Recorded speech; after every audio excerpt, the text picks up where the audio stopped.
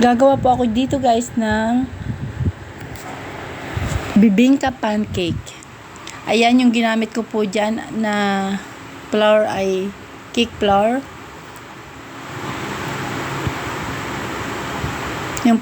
Yung pang pancake siya. At saka ang una natin ginawa dyan, nagpainit tayo ng butter. Saka nung mainit na, nilagay na natin yung minix na pancake flour na may itlog. Yan.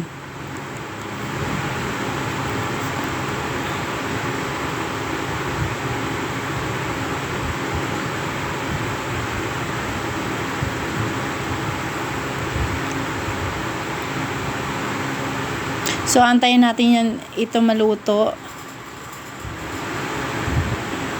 Inubos ko na siya lahat. Malaki na ang ginawa ko. Ayan na siya.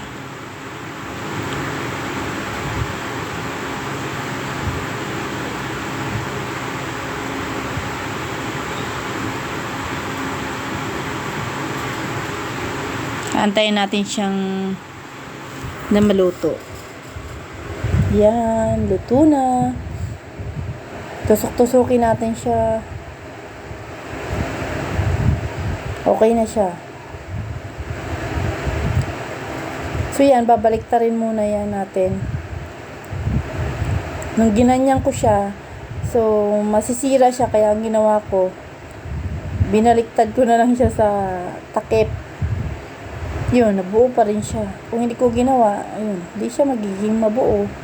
Yan, babaliktarin na, ginanon sa Tapos, binalik din.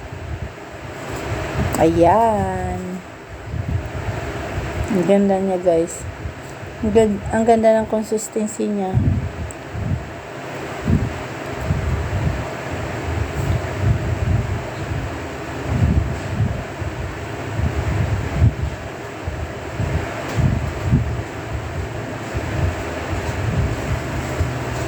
Ayan.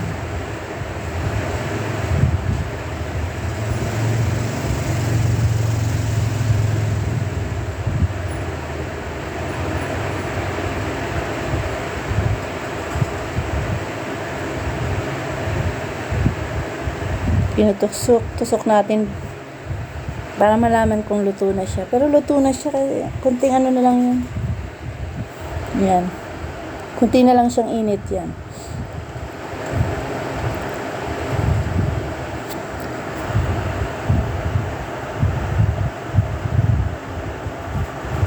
Yan, kakain na. Hiwain na natin kasi luto na siya eh.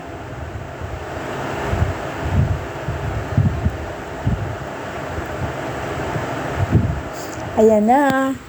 That's it, guys. Thank you guys for watching. Napakadali lang gawin po niya. Kasi kung may cake flour ka lang naman, o pancake flour, ayan, lagyan mo lang ng itlog siya. Meron kang butter. Kung wala ka namang butter, di yung natural na oil na lang ilagay mo. Yan, sarap nyo. Promise. Try nyo po rin. Thank you guys for watching. Bye!